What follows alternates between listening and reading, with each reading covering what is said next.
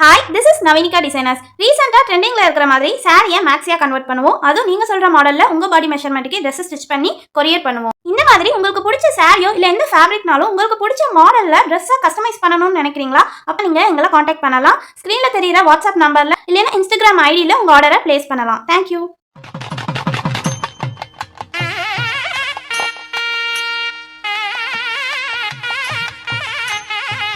ஓம் விக்னேஸ்வரா போற்றி, ஓம் நவகரன் அருளை போற்றி. கன்னிராசி நேர்களுக்கு வணக்கம். கன்னிராசி காலப்புருஷ சக்கரத்தின் 6ஆம் இடம், வித்தியாகாரின் புதனின் ஆட்சி வீடு. நேர்களே, இந்த வீடியோ பதிவில் உங்களுக்கு ஒரு முக்கியமான தகவலை சொல்கிறேன். இந்த வீடியோ பதிவு வாழ்நாள் முழுக்க உங்களுக்கு பயன்படும், சரியா? ஏன்னா இது உங்கள் ஜனன ஜாதகத்தின் அடிப்படையில் இந்த வீடியோ போடப்படுகிறது, சரியா நேர்களே? சரி, பொறுமையாக கேளுங்க. பொது ஜோடத்துலேருந்து நிறைய வீடியோ போடுறேன் கன்னிராசிக்கு. அப்பப்போ சாதக பாதங்களை சொல்கிறேன். கிரக பயிற்சிகள், கிரக சஞ்சாரங்கள், தசாபுத்தி பலன்கள், பரிகாரங்கள், வழிபாட்டு முறைகள், அப்புறம் விசேஷ தினங்களை முன்னிட்டு போடுற பலன்கள், இப்படி நிறைய போடுறேன். போன வீடியோ கூட விநாயகர் சதுர்த்தி முன்னிட்டு யோக பலன்களை போட்டிருக்கிறேன், பாருங்கள். இந்த வீடியோவில் சூரியன் சந்திரனை வச்சு சில முக்கியமான யோகங்கள் இருக்குது, அதை பற்றி தான் பார்க்க போகிறோம். சூரியன் இந்த பிரபஞ்சத்துக்கு ஒளியை கொடுக்குறவர், ஆத்மகாரகன். சூரியன் இல்லைன்னா இங்கே எதுவுமே இல்லை. எல்லா கிரகங்களுமே சூரியன்கிட்டேருந்து ஒளியை வாங்கி தான் பிரபஞ்சத்துக்கு ஒளியை தருது. அதுக்கடுத்து சந்திரன், நம்ம பூமியிலேருந்து பார்க்குற ஒரு கோள், பூமியின் துணைக்கோள். சூரியனும் சந்திரனும் நமக்கு தாய் தாப்ப மாதிரி. நமக்கு தாப்பந்தான் சூரியன், தாய் சந்திரன். அந்த சூரியனும் சந்திரனும் நம்ம ஜனன ஜாதகத்தில், கன்னிராசியில் பிறந்த உங்களோட ஜனன ஜாதகத்தில் சில அமைப்பில் இருந்தாங்கன்னா சில யோகத்தை கொடுக்குறாங்க, வாழ்நாள் யோகம்.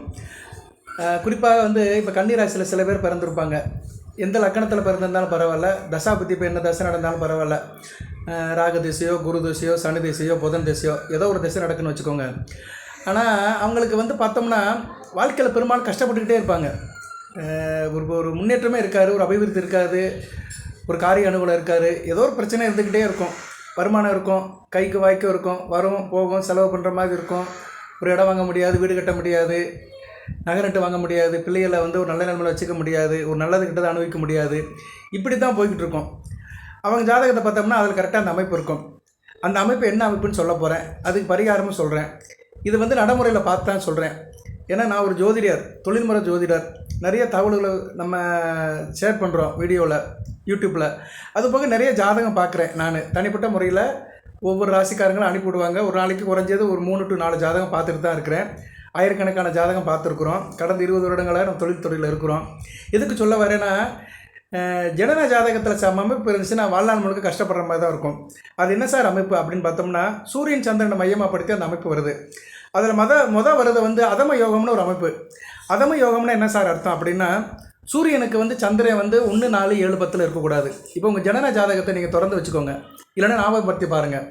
உங்கள் ஜாதகத்துக்கு சூரியனுக்கு சந்திரன் 1, 4, 7, 10 இருக்கக்கூடாது. அதாவது சூரியன் சந்திரன் கூட சேர்ந்து இருக்கக்கூடாது. இல்லைனா சந்திரனுக்கு 4வது வீட்டிலே, 7வது வீட்டிலே, 10வது வீட்டிலே இருக்கக்கூடாது. அப்படி இருந்தால் அந்த அதம யோகம் இருக்கும். இவங்களுக்கு வாழ்நாள் முழுக்க கஷ்டம் இருக்க தான் செய்யும், சரியா? ஏதோ சில நேரங்களில் சில விதமாக இருந்தாலுமே பெரும்பாலும் இவங்ககிட்ட கேட்டோம்னா, என்னங்க கஷ்டமாக தாங்க இருக்குங்க, ஏதோ போயிட்டு இருக்குது, கஷ்டமாக தான் இருக்குது, காலத்தை கிடைக்கிறது கஷ்டமாக தான் இருக்குது அப்படின்னு பெருமிச்சு விடுவாங்க. அப்படிப்பட்டவங்க கன்னிராசியில் எந்தெந்த மாதத்தில் பிறந்திருப்பாங்கன்னா, புரட்டாசி மாதம், மார்கழி மாதம், பங்குனி மாதம், ஆணி மாதம், இந்த 4 மாதத்தில் பிறந்திருப்பாங்க. இந்த தகவலை நான் ஊர்ஜிதப்படுத்தி தான் சொல்கிறேன்.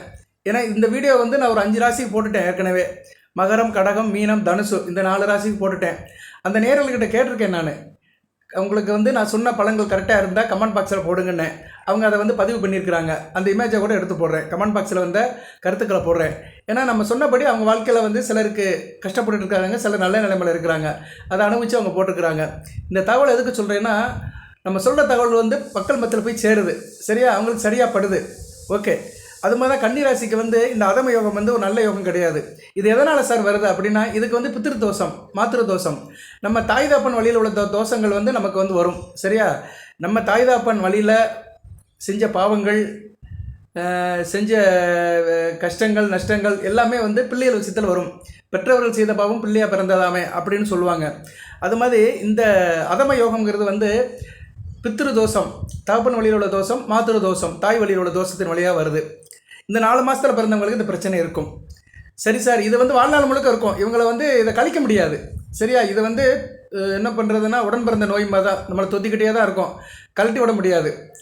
வேதாள முருங்கமரம் ஏறுற கதை தான். அந்த கதை உங்களுக்கு தெரியும். விக்ரமாதித்த காலத்தில் வேதாள முருங்கமரம் ஏறும், அப்புறம் கதை சொல்லுவார், பதில் சொல்லுவார், மறுபடியும் வந்து உட்காந்துக்கிறோம். சரியா? இப்படி கதை தான் போய்கிட்டு இருக்கோம். அது மாதிரி தான் இவங்களுக்கு வந்து இந்த தோஷத்தை நிவர்த்தி பண்ண முடியாது இந்த அதம யோகத்தில் இருக்கிறவங்க. சரி, வழி இருக்கா சார் அப்படின்னா, பாப விமோச்சனம் இருக்கான்னா இருக்குது. அதை தொடர்ந்து செய்யணும். என்ன செய்யலாம் அப்படின்னா, அமாவாசை தோறும் நீங்கள் வந்து சிவன் கோயிலுக்கு போகணும். சிவபெருமான் கோயிலுக்கு போயிட்டு சிவபெருமானை கும்பிட்டு சிவசக்திக்கு விளக்கு போட்டு வரணும். இதை தொடர்ந்து செய்யணும். இதுக்கெல்லாம் கணக்கு பார்க்கக்கூடாது. மாதம் மாதம் செய்யணும். மாதம் மாதம் வருகிற அமாவாசை அன்னைக்கு போகணும். இதில் வந்து திதி கொடுக்கணும், தர்ப்பணம் கொடுக்கணும்லாம் கிடையாது. விளக்கு போட்டு கும்பிட்டுட்டு வரணும். சாதாரணமாக கோயிலுக்கு போயிட்டு வர்ற மாதிரி தான். இது யார் வேணாலும் பண்ணலாம். ஆண் பெண் இருபாலரும் பண்ணலாம். வயது வித்தியாசம் இல்லை.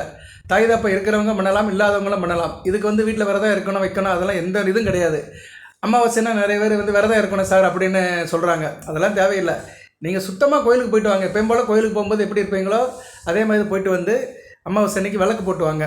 தொடர்ந்து செஞ்சீங்கன்னா இந்த சாபம் தீரும். இந்த அதம யோகம் வந்து உங்களுக்கு வந்து சரி செய்யப்படும். அப்படி செய்கிறதுனால உங்களுக்கு வந்து வாழ்க்கையில் வந்து ஒரு முன்னேற்றம் கிடைக்கும், அபிவிருத்தி இருக்கும், சந்தோஷம் நிலைக்கும். வருகின்ற காலம் வசந்த காலமாக இருக்கும். சரியா? நீங்கள் செஞ்சீங்கன்னா அட்லீஸ்ட் உங்கள் பிள்ளைகளுக்குனாச்சும் நல்லாயிருக்கும். சரியா? கடைசி காலம் நல்லபடியாக இருக்கும். இதை ஒரு முகமாக நினச்சி செய்யுங்க. இதுக்கு வந்து நான் வழிபாடு சொல்லியிருக்கிறேன். இது வந்து ஒரு முக்கியமான வீடியோ. ஏன்னா நிறைய பேர்கள் வந்து இந்த யோகத்தில் வச்சுக்கிட்டு கஷ்டப்படுறாங்க. சரியா? இது உண்மையாகவும் படுது. நிறையா நான் பார்த்துருக்குறேன். அணுவு ரீதியாக நிறைய பேர் ஜாதகத்தை செக் பண்ணும்போது அணுவு ரீதியாக உணர்ந்து தான் இந்த வீடியோ பதிவு போடுறேன். அடுத்து இன்னொரு யோகம் இருக்குது, சமயோகம். சமயோகங்கிறது வந்து என்ன, 50% நல்லா இருக்கும், 50% சரி இருக்காது. இவங்களுக்கு வந்து இந்த பிரிவிலே வந்து அந்த சாப விமோச்சனம் போயிடும். சாபம் இருக்கும், அந்த தோஷம் இருக்கும். ஆனால் தோஷத்தை வந்து இவங்க இந்த பிரிவிலே வந்து தீர்த்திடலாம். அப்படி எப்படி சார் அமைப்பு அப்படின்னா, சந்திரனுக்கு சூரியன் சூரியனுக்கு சந்திரன் 2, 5, 8, 11 இருக்கக்கூடாது. சூரியன் இருக்கிற வீட்டில் இருந்து சந்திரன் வந்து 2, 5, 8, 11ஆம் இடத்துல இருந்தால் சமயோகம். அப்படி பார்க்கும்போது நீங்கள் எந்தெந்த மாதத்தில் பிறந்திருக்கக்கூடாதுன்னா, வைகாசி, ஆவணி, கார்த்திகை, மாசி இந்த 4 மாதத்தில் பிறந்தவங்களுக்கு ஏதோ ஓரளவு வாழ்க்கை போகும். பெருசாலாம் சாதிக்க முடியாது. கைக்கு வாய்க்கும் கரெக்டாக இருக்கும். ஏதோ வாங்கினேன், விற்றேன், சந்தோஷமாக இருந்தேன், வேலை பார்த்துட்டு வந்தேன், நைட்டில் சாப்பிட்டேன், தூங்குனேன், எந்திரிச்சேன், ஏதோ அங்கிட்டு போனேன், ஏதோ பொழுது போகுது சார், ஏதோ பிரச்சனை இல்லாமல் போகுது அப்படின்னு சொல்கிறவங்களுக்கு வந்து இந்த அமைப்பில் இருக்கும் சமயோகம். அப்படி பார்த்தோம்னா நீங்கள் வைகாசி, ஆவணி, கார்த்திகை, மாசி மாதம் பிறந்திருப்பீங்க. இவங்களுக்கு வந்து இந்த சமயோகம் இருக்கும். 50% வந்து நல்ல விதமாக இருக்கும், 50% பிரச்சனையாக இருக்கும். இவங்களும் அமாவாசை அன்னைக்கு போய் சிவபெருமான் கோயிலுக்கு போயிட்டு சிவசக்தியை வழிபட்டு 2 தீபம் நெய் விளக்கு போட்டு வந்தால் வருகிற காலம் வசந்தமாக இருக்கும். 100% உங்களுக்கு இந்த சனி பகவான் தாக்கம், 7.5 சனி, கண்டக சனி, அஷ்டம சனி, இந்த தாக்கத்திலிருந்து வெளியே வந்துடலாம். அதுபோக ஜனன ஜாதகத்தில் இருக்கிற தசாபுத்திகள், கிரக அமைப்புகள், வேறு எந்த தோஷம் இருந்தாலுமே நிவர்த்தி ஆகும். ஏன்னா சூரிய சந்திரன் முக்கியமான கிரகங்கள், ஒளி கிரகங்கள். இவங்களை வச்சு தான் மற்ற கிரகங்கள் இயங்குது. ஓகே நேர்களே, ஸோ இப்போ 2 யோகம் சொல்லிட்டேன், அதம யோகம், சமயோகம். நீங்கள் நினைக்கிறீங்க என்னடா யோகம்னு சொல்லிட்டு கஷ்டத்தை பற்றி பேசுகிறானேன்னு. யோகம்ங்கிறது வந்து அதிர்ஷ்டம் தான் யோகம் கிடையாது. யோகம் என்ற வார்த்தைக்கு என்ன அர்த்தம்னா, ஜோதிடத்தில் 2 கிரகங்களுடைய சேர்க்கை தொடர்பு தான். கிரக சேர்க்கை தொடர்புக்கு பேர் தான் யோகம். அது வந்து எப்போயுமே பாசிட்டிவாக இருக்கும், பெனிஃபிட் கொடுக்கும்னு சொல்ல முடியாது. பாசிட்டிவ் பெனிஃபிட்டை கொடுக்கும் அப்படின்னு சொல்ல முடியாது. நெகட்டிவ் பெனிஃபிட்டும் கொடுக்கும். சரியா? தோஷத்தையும் கொடுக்கும். அது மாதிரி தோஷத்தை கொடுக்குறது தான் இந்த அதம யோகம், சமயோகம். அடுத்து வந்து வரிஷ்ட யோகம்னு இருக்குது. இது நல்ல யோகங்க. இது வந்து இந்த சூரிய சந்திரனை மையப்படுத்தி நடக்கிற யோகம் தான். ஜனன ஜாதகத்தில் உங்களுக்கு இருக்கும். இந்த யோகத்தில் பிறந்தவங்க நல்லா இருப்பாங்க. அப்போ எப்படி சார் ஜாதகத்தில் இருக்கும் அப்படி பார்த்தோம்னா, சூரியன் என்ற வீட்டுக்கு வந்து சந்திரன் வந்து 3, 6, 9, 12 இருப்பார். உங்கள் ஜாதகத்தில் சூரியன் எந்த வீட்டில் இருக்கிறாரோ அந்த வீட்டுக்கு வந்து சந்திரன் வந்து 3, 6, 9, 12 இருப்பார். அப்படி பார்த்தோம்னா நீங்கள் வந்து தை மாதம், சித்திரை மாதம், ஆடி மாதம், ஐப்பசி மாதம் பிறந்திருப்பீங்க. இந்த 4 மாதத்தில் பிறந்தவங்க நல்லா இருந்திருப்பீங்க. கன்னிராசியில் இந்த 4 மாதத்தில் பிறந்தவங்க மற்றவங்களை காட்டில் நல்லா இருப்பீங்க. இது நிதர்சனமான உண்மை. நான் நல்லா இருக்கேன் சார், இந்த 4 மாதத்தில் பிறந்திருக்கேன், ஏதோ நல்லா இருக்கிறேன், மனசாட்சிக்கு துரோகம் இல்லாமல் இருக்கிறேன், நல்லா இருக்கிறேன் அப்படின்னு நினைக்கிறவங்க கமெண்ட் பாக்ஸில் போடுங்க. சரியா? இது உண்மை. நான் வந்து எக்ஸ்பெரிமெண்ட் பண்ணி தான், ஆய்வுக்கு உட்பட்டு தான் இந்த வீடியோ போடுறேன். கன்னிராசியில் தை மாதம், சித்திரை மாதம், ஆடி மாதம், ஐப்பசி மாதம் பிறந்தவங்க வந்து நல்லா இருப்பாங்க. சரியா? அவங்க வாழ்க்கை நல்லபடியாக போகும். இவங்களுக்கு வந்து இந்த வரிஷ்ட யோகங்கிற ஒரு யோகம் இருக்கும். இந்த யோகம் ஒரு நல்ல யோகங்க. இந்த யோகத்தில் பிறந்தவங்க நல்லா அறிவுபூர்வமாக இருப்பாங்க, பிரில்லியண்ட்டாக இருப்பாங்க, நல்ல ஒரு கேரக்டர் வைஸ் நல்லா இருப்பாங்க, நற்குணங்கள் இருக்கும், ஒழுக்கத்தை கடைப்பிடிப்பாங்க, ஞாபகத்திறன் அதிகமாக இருக்கும், எல்லாவற்றையும் மிக நுண்ணியமாக ஆராய்வாங்க. சரியா? அந்த கெப்பாசிட்டி உங்களுக்கு இருக்கும். திரைப்படத்துறை, இயலிசை, நாடகம், ஆடல், பாடல், ஓவியம், கலை விஷயத்தில் ரொம்ப நல்லா இருப்பாங்க. கற்பனை வளம் அதிகமாக இருக்கும். கவிஞர்களாகவும் கட்டுரை எழுதுகிறவர்களாகவும் இருப்பாங்க. தைரியசாலியாகவும் இருப்பாங்க. மனதுக்கு சரியானதை சட்டுன்னு சொல்லிடுவாங்க. மனதுக்கு பட்டதை வந்து சட்டுன்னு சொல்லிடுவாங்க. ஆள் தயவு சாச்சனம்லாம் பார்க்க மாட்டாங்க. யாராக இருந்தாலும் சரி, நேருக்கு நேர் ஃபேஸ் பண்ணுவாங்க, நல்ல பேச்சாற்றல் உள்ளவங்களாக இருப்பாங்க, சாகச உரிமைகளாக இருப்பாங்க, பிறர் செய்ய முடியாத இவங்க செஞ்சு காட்டுவாங்க. கன்னி ராசியில் அந்த அளவுக்கு சைன் பண்ணுவாங்க. அதுபோக வந்து வெகுஜன தொடர்பு இருக்கும், மக்கள் தொடர்பில் வந்து இவங்களுக்கு நல்ல ஒரு அனுசரணை இருக்கும், மக்களால் வெகுவாக பாராட்டப்படுவார்கள். சில பேர் அரசியல்வாதிகளாக இருப்பாங்க, அரசாங்கத்தில் கட்சியில் சேர்ந்து அரசியல் கட்சியில் சேர்ந்து பெரிய லெவலுக்கு ரீச் ஆவாங்க, எம்எல்ஏ மந்திரி அப்படின்னு பெரிய லெவலுக்கு ரீச் ஆகி நல்ல ஒரு பேர் எடுப்பாங்க. அதுபோக நிர்வாகத்துறையிலும் நல்ல பொசிஷனுக்கு போவாங்க, அரசாங்க வேலையிலும் பெரிய லெவலுக்கு பொசிஷனுக்கு போய் நல்ல ஒரு பெர்ஃபார்ம் பண்ணுவாங்க. நல்ல விதமாக பார்க்கப்படுகிறது இந்த வரிஷ்டா யோகம். நான் இந்த வீடியோ தலைப்பை வந்து வரிஷ்டா யோகம் தான் போடுவேன், வாரி வழங்கும் வரிஷ்டா யோகம் தான் தம்மையில் போட்டு பார்ப்பேன். பட் அந்த யோகத்தின் அடிப்படையில் 3 யோகத்தை சொல்கிறேன். இந்த 3 யோகமும் உங்கள் ஜனன ஜாதகத்தில் கண்டிப்பாக இருக்கும். அந்த 3 யோகத்துக்குள்ளே தான் பிறந்திருப்பீங்க. அதில் வரிஷ்டா யோகம் பிறந்தவங்களுக்கு நல்லா இருக்கும், சமயோகத்தில் பிறந்தவங்களுக்கு பாதி பிரச்சனை நல்லா இருக்கும், அதம யோகத்தில் பிறந்தவங்களுக்கு நல்லா இருக்காது. சரியா? அதுக்கு வந்து நீங்கள் அந்த வழிபாடு பண்ணணும். சரிங்க நேர்களே, இந்த வரிஷ்டா யோகம்ங்கிறது நல்ல யோகம் தான். 30 வயசுக்கு மேலே இவங்க வாழ்க்கை வந்து நல்ல நிலமாக போகும், வெற்றி மேல் வெற்றி பெறுவாங்க. ரைட்டு, இதை வந்து நான் ஒரு ஆய்வுக்கு உட்பட்டு இந்த தகவலை சொல்லியிருக்கிறேன். கன்னிராசிக்கு நிறைய வீடியோ போடுறேன். சரியா? இந்த வீடியோ வந்து உங்கள் ஜனன ஜாதகத்தை கம்பேர் பண்ணி தான் போட்டிருக்கிறேன். உங்கள் ஜனன ஜாதகத்துக்கு வந்து இது ஒத்து போகும், கண்டிப்பாக இந்த அமைப்பு இருக்கும். இந்த 3 அமைப்புக்குள்ளே தான் நீங்கள் பிறந்திருப்பீங்க. அந்த அமைப்பில் இருக்கிறவங்க அப்படித்தான் இருப்பீங்க. சிலர் சொல்கிறாங்க, நான் வரிஷ்டா யோகத்தில் தான் சார் பிறந்திருக்கேன், ஆனால் இப்போ கஷ்டப்படுறேன் அப்படிம்பாங்க. வரிஷ்டா யோகங்கிறது வந்து என்னென்னா வாழ்நாள் முழுக்க யோகம் கொடுக்கும். ஒரு காலத்தில் நல்லா இருந்திருப்பீங்க. இப்போ கன்னி ராசியில் ஒருத்தருக்கு வந்து 55 வயசு ஆகுது, வரிஷ்டா யோகத்தில் பிறந்திருக்கிறாரு.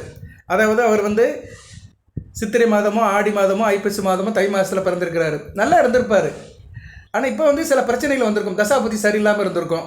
சரியா? அவருக்கு வந்து இப்போதைக்கு வந்து குரு தசை நடந்திருக்கும். அவர் வந்து வேறு ஏதாச்சும் லக்கணத்தில் பிறந்திருப்பார், மீன லக்கணத்தில் தனுசு லக்கணத்தில் ரிஷப லக்கணத்தில் துலா லக்கணத்தில் பிறந்திருப்பார். குரு அந்தளவு நல்லா செய்ய மாட்டார், மரகாபதி புத்தி நடக்கும், சில கஷ்டத்தை அனுப்பிக்க தான் செய்வார். அது வந்து தசாபுத்திக்கு ஏற்ற மாதிரி இப்போ வந்து சில பிரச்சனைகள் இருக்கத்தான் செய்யும். ஆனால் அந்த பிரச்சனையால் அவர் வந்து நொடிச்சு ஆள் இல்லாமல் போயிருக்க மாட்டார், ஆள்லாம் போக மாட்டார். சில பேர் வந்து சில கஷ்டங்கள் வந்துச்சுன்னா அப்படியே ஆள் காணாமல் போயிடுவாங்க, ஊரை விட்டே போயிடுவாங்க, மஞ்சள் நோட்டீஸை கொடுத்துட்டு ஊரை விட்டே போயிடுவாங்க. என்னால் முடியல, என்னால் வாழ முடியல, வாங்கின பணத்தை திருப்பி கொடுக்க முடியல அப்படின்னு வேறு முடிவு எடுத்துகிட்டு போகிறவங்களும் இருக்காங்க, ஊரை விட்டு காலி பண்ணிட்டு போகிறவங்களும் இருக்காங்க, வித்ட்ரா பண்ணுறவங்களும் இருக்காங்க. ஆனால் இந்த வருஷ யோகத்தில் பிறந்தாங்க ப்ராப்ளத்தை ஃபேஸ் பண்ணுவாங்க. ஒரு காலத்தில் நல்லா இருந்திருப்பாங்க, சில நேரங்களில் சில பிரச்சனை வரும். அதுக்காக என்றைக்குமே வந்து ஒரு யோகம் இருக்குன்னா வாழ்நாள் முழுக்க அந்த யோகம் இருக்குன்னு சொல்ல முடியாது. நம்ம வந்து நடைமுறையில் பார்க்குறோம், சில அரசியல் கட்சி தலைவர்கள் சில எலெக்ஷனில் ஜெயிச்சிடுறாங்க, சில எலெக்ஷனில் தோற்றுறாங்க. அதுக்காக அவங்க தோக்கும்போது வந்து அவங்க சரியில்லைன்னு சொல்ல முடியுமா? அவங்க ஜாதகம் சரியில்லைன்னு சொல்ல முடியுமா? அந்த நேரம் சரியில்லை. ஆனால் அவங்க நல்லா இருக்க போய் தான் முதலமைச்சராக இருக்காங்க நாட்டுக்கு. சரியா? இன்றைக்கி எத்தனையோ பேர் தமிழ்நாட்டில் பார்க்குறோம், இந்தியாவில் பார்க்குறோம். ஆண்ட கட்சிகள், ஆளப்போகிற கட்சிகள், ஆண்டுகிட்டு இருக்க கட்சிகள்லாம் பார்த்தோம்னா வெற்றி தோல்விக்கு உட்பட்டு தான் இருக்கிறாங்க. இன்றைய ஆளுங்கட்சி தமிழ்நாட்டிலே கடந்த 10 வருடமாக ஆட்சியில் இல்லை, அதுக்கு முன்னாடி ஆட்சியில் இருந்தது. அதுக்காக வந்து அவங்களுக்கு ஜாதகம் சரியில்லைன்னு சொல்ல முடியுமா? அப்படி சொல்ல முடியாது. அந்த 10 வருடம் வந்து அவங்களுக்கு ஏதோ பிரச்சனையில் இருந்திருக்கும். ஆனால் அவங்க ஜாதகம் வந்து பொதுவாகவே நல்ல ஜாதகம், நாட்டை ஆளுகிற அமைப்பு உள்ள ஜாதகம். அதனால தான் இப்போ ஆளுறாங்க.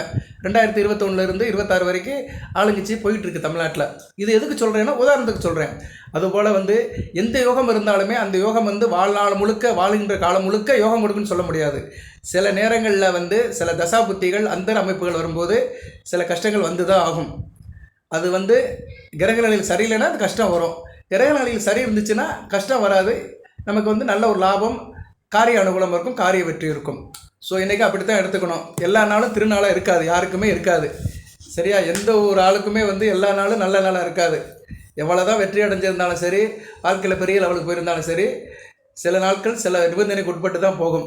ஓகே, எல்லா நேரமும் பொன்னான நேரமாக இருக்காது, அது தயவு செய்து புரிஞ்சுக்கோங்க. ஏன்னா நிறைய பேர் கமெண்ட்ஸ் போட்டுருந்தாங்க, நீ வருஷ யோகத்தில் நான் பிறந்திருக்கேன் சார், இப்போ எனக்கு பிரச்சனையாக இருக்குது, கடன் பிரச்சனை இருக்குன்னா இப்போ உன் ஜாதகத்தை வாங்கி பார்த்தா தெரிஞ்சு போயிடும் அங்கே என்ன இப்போ எப்படி இருக்குன்னு. தசாபுத்தி சரி இருக்காது, கிரக நிலையில் சரி இருக்காது, கஷ்டப்பட்டு இருப்பீங்க. ஆனால் இதுக்கு முன்னாடி நல்லா இருந்திருப்பீங்க. சரியா? இதுக்கு முன்னாடி உள்ள காலத்தில் சிறப்பாக இருந்திருப்பீங்க. ஓகே நேர்களே, பேசிக்கிட்டே இருக்கலாம், உதாரணம் நிறையா கொடுக்கலாம். ஆனால் உதாரணம் கொடுக்கறது நம்மளோட வேலை இல்லை. ஏதோ ஓரளவு உங்களுக்கு உதாரணம் புரியணும், அதனால தான் சில எடுத்துக்காட்டுகளை சொல்கிறேன். ஓகே, இந்த யோகம் வந்து கண்டிப்பாக உங்கள் ஜாதகத்தில் இருக்கும், அதுக்கேற்ற மாதிரி வழிபாடு பண்ணுங்கள், நல்லபடியாக இருக்கும். முழு மனதோட நம்பிக்கையோடு செய்யுங்க. நம்பிக்கை தான் நடராஜன். சரியா? எந்த ஒரு காரியத்தையும் முதல் நம்பணும். வாழ்த்துக்கள். எல்லாமல் இறைவன் கன்னிராசினியர்களுக்கு சில சௌபாகியத்தையும் சில ஐஸ்வர்யத்தையும் கொடுப்பார். அனைத்து வளங்களின் நலங்களை பற்றி தேக ஆரோக்கியத்துடன் தீர்க்காயுடன் நீடோடி வாழ்க, நிறைந்த வளம் பெறுக. நன்றி நேயர்களே.